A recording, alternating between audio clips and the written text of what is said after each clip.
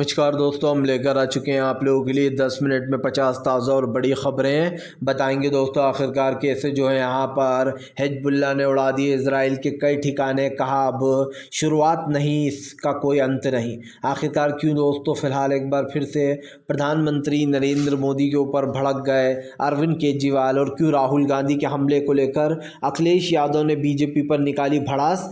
तमाम मुद्दों पर होगी बात। क्यों ईवीएम को लेकर मचा है घमासान। इन तमाम मुद्दों को लेकर दोस्तों हम आपके बीच में आए, लेकिन उससे पहले अगर आपने अब तक हमारे चैनल को सब्सक्राइब नहीं किया है तो जल्दी से कर लीजिए, ताकि आपको इस तरीके की जो वीडियोस है दोस्तों वो आगे भी मिलते रहें। दरअसल दोस्तों आपको बता दें चले, फ़िलहाल मच गया घमासान। जी हाँ, हिजबुल्लाह ने कर दिया नई जंग का ऐलान। हिजबुल्लाह बोला फ़िलहाल इस बार किसी को नहीं छोड़ेंगे, एक एक कर सबको निपटाएंगे। आपको बता दें अब तक का ये हिजबुल्लाह का सबसे बड़ा हमला बताया जा रहा है, क्योंकि हिजबुल्लाह ने ऐलान कर दिया है कि वो किसी भी तरीके से अब छोड़ेगा नहीं इसराइल को। अब इस लड़ाई का कोई अंत नहीं है और ना ही कोई शुरुआत है। राहुल गांधी की भारत जोड़ो न्याय यात्रा पर हुआ हमला तो भड़क गई सुप्रिया सेन ने, इतने बीजेपी को जमकर लपेटा। दरअसल आपको बता दें चले दोस्तों, अखिलेश यादव से लेकर तो पूरी कांग्रेस ने बीजेपी की आलोचना की। अखिलेश यादव ने बीजेपी को घेरते हुए कहा कि लोकतांत्रिक भारत जोड़ो न्याय यात्रा से बीजेपी डर गई है। अखिलेश यादव ने बीजेपी को लपेटते हुए कहा कि बीजेपी को भारत जोड़ो न्याय यात्रा से डर लग रहा है। यही नहीं, अखिलेश यादव ने यह भी कहा कि बीजेपी को भारत जोड़ो न्याय यात्रा से इसलिए डर लग रहा है क्योंकि दोस्तों बीजेपी को पता है कि राहुल गांधी एक पॉपुलर नेता है, और सबसे बड़ी बात यह है कि राहुल गांधी की इस भारत जोड़ो न्याय यात्रा से दोस्तों बीजेपी को इतनी तकलीफ हो रही है कि अब वो टेंशन में कि वो करे तो क्या करे, इसीलिए राहुल की यात्रा पर हमला करा दिया। आपको बताते चले दोस्तों, फिलहाल एक बार फिर से जो है यहाँ पर इजराइल और मुजाहिदीनों में छिड़ी जंग। मुजाहिदीनों ने दोस्तों तबाह कर दिए इजराइल के कई ठिकाने। जी हाँ, दरअसल आपको बताते चले दोस्तों, मुजाहिदीन ने इजराइल के कई ठिकानों को तबाह कर दिया है और साफ कहा है कि वह आने वाले समय में एक और बड़ा बदला लेने वाले हैं इजराइल से। आपको बताते चले, मुजाहिदीनों के इस हमले से बौखला गया है अब पूरी तरीके से दोस्तों इजराइल को समझ में नहीं आ रहा है कि आखिरकार वो करे तो क्या करे, क्योंकि कैसे इन लोगों को रोके। क्योंकि जाहिर सी बात है दोस्तों, मुजाहिदीन की ये हमले इजराइल के लिए अब ख़तरनाक बन चुके हैं। और सबसे बड़ी बात यह है दोस्तों कि फ़िलहाल हमास और इजराइल की इस जंग के बीच में हमें एक नई चीज़ और देखने को मिली है, जहाँ पर आपको बताते चलें कि अब सबसे बड़ा जो एक पॉइंट है वो ये है दोस्तों कि मुजाहिदीनों ने इजराइल के कई ठिकानों को तबाह कर दिया है। आपको बताते चले दोस्तों, फिलहाल ईवीएम पर मचा बवाल। विपक्ष बोला ईवीएम हटाओ, देश बचाओ का नारा और हुआ तेज। दरअसल आपको बताते चले, सुप्रीम कोर्ट के वरिष्ठ वकील मानने को तैयार नहीं है। उनका साफ कहना है कि फ़िलहाल ईवीएम के बिना ही अब की बार चुनाव होकर रहेगा। दरअसल कोई भी नहीं चाहता है कि ईवीएम से चुनाव हो, और यही कारण है जो ईवीएम को लेकर दोस्तों लोगों में गुस्सा दिखाई दे रहा है। एक बार फिर से आपको बताते चले, ईवीएम को लेकर नाराज़गी भी जताई गई है और यहाँ पर साफ कहा गया है कि फ़िलहाल बैलेट पेपर से ही चुनाव हो, क्योंकि बैलेट पेपर बेस्ट है। जाहिर सी बात है, चुनाव आयोग को ये बार बार चेतावनी दी जा रही है दोस्तों कि इस बार किसी भी तरीके से हम ये चुनाव होने नहीं देंगे। इस चुनाव अगर होगा तो फिर बैलेट पेपर से ही होगा, क्योंकि ईवीएम में गड़बड़ियां चलती हैं। आपको बताते चले दोस्तों, आम आदमी पार्टी ने बीजेपी को लपेटा। केजरीवाल बोले बीजेपी डरी हुई है और उसे आने वाले चुनाव से डर लग रहा है, क्योंकि सबको पता है कि बीजेपी चुनाव हार जाएगी इंडिया गठबंधन के आगे। दरअसल दोस्तों, इंडिया गठबंधन के आगे बीजेपी चुनाव हार जाएगी। फिर से इस बात को दोहराया गया है, बार बार इस बात पर जोर डाला जा रहा है कि फ़िलहाल ख़ास करके बीजेपी में डर का माहौल है। और ये इसलिए भी कहा जा रहा है दोस्तों कि आने वाले समय में राहुल गांधी की जो बढ़ती पॉपुलैरिटी है वो और भी ज़्यादा उछाल मार रही है।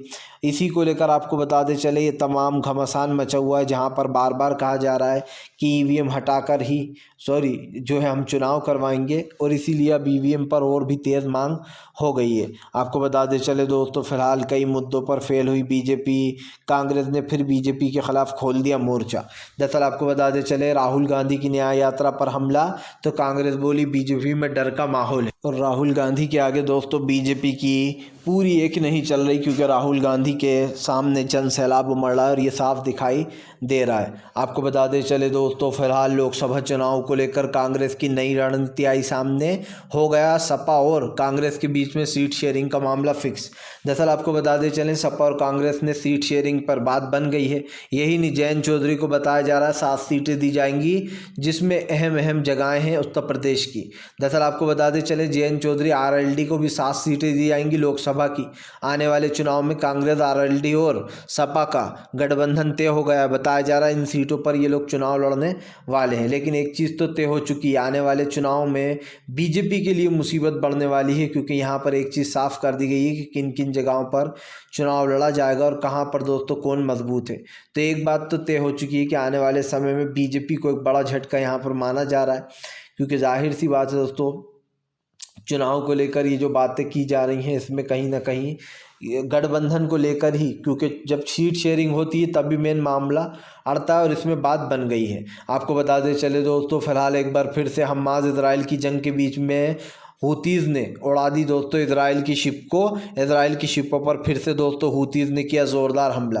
दरअसल आपको बताते चलें, एक तरफ अमेरिका है जो हूतीज़ को रोकने का काम करता है, लेकिन दूसरी तरफ हम आपको बताते चलें हूतीज़ रुकने वाले नहीं हैं, ये साफ़ हो गया है। और वो इसलिए भी दोस्तों क्योंकि एक बार फिर से अमेरिका और इजराइल को बड़ा झटका दिया है। हूतीज़ ने एक बार फिर से शिप को अपना निशाना बना लिया है। मतलब साफ़ है दोस्तों कि हूतीज़ के आगे एक भी चल नहीं पा रही है, और यही कारण है जो हूतीज़ ने फिर से इजराइल को घेरने का काम किया है। आपको बता दें चले दोस्तों, प्रधानमंत्री नरेंद्र मोदी के ऊपर भड़क गए जो है यहाँ पर राहुल गांधी ने बीजेपी को जमकर लपेटा। दरअसल आपको बता दें चले दोस्तों, फिलहाल बीजेपी को एक बार फिर से जमकर राहुल गांधी ने लपेट लिया। राहुल गांधी ने बीजेपी के ऊपर हमला बोलते हुए कहा कि बीजेपी देश के लोकतंत्र की हत्या करने पर तुली है और वो इसको बर्दाश्त नहीं करेंगे।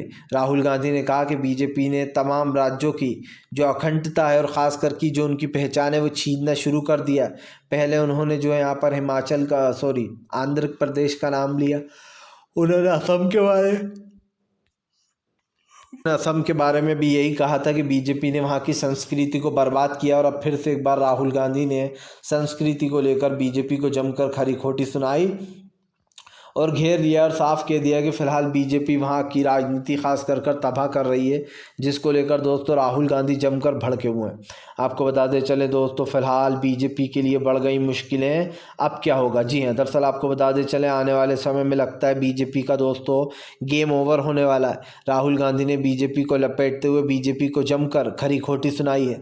राहुल गांधी ने कहा है कि फ़िलहाल बीजेपी देश की खास करके दोस्तों सत्ता को बर्बाद करने का काम कर रही है। उन्होंने बीजेपी को सीधे निशाने पर ले लिया। दरअसल दोस्तों साफ दिखाई दे रहा है कि आने वाले समय में भारतीय जनता पार्टी को एक बड़ा झटका लग सकता है, क्योंकि यहाँ पर बीजेपी की मुश्किलें अब बढ़ने वाली हैं।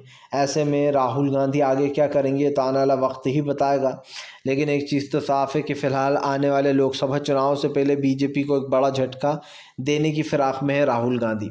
आपको बताते चले दोस्तों, फ़िलहाल बढ़ गया है एक और तनावपूर्ण मामला सामने निकल कर आया। जी हाँ, दरअसल आपको बताते चले, फ़िलिस्तीन और इजराइल की लड़ाई के बीच में ईरान करने वाला है दोस्तों इजराइल पर कुछ बड़ा।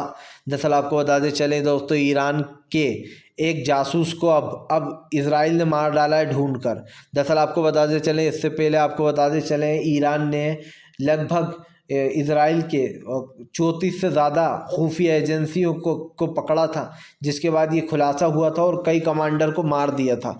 अब आपको बताते चले, इजराइल ने भी बदला लिया। इजराइल ने जो है ईरान के एक कमांडर को मार दिया है, जो बताया जा रहा जासूस था। लेकिन आपको बताते चले, अब ईरान और इजराइल के बीच की ये झड़प साफ साफ दिखाई दे रहा है कि ये भी जंग में तब्दील होती हुई नज़र आ रही है, क्योंकि ईरान और इजराइल एक दूसरे के ऊपर हमलावर हैं। जिससे एक चीज़ साफ़ हो जाती है कि ईरान दोस्तों अब इजराइल को बर्बाद कर छोड़ेगा।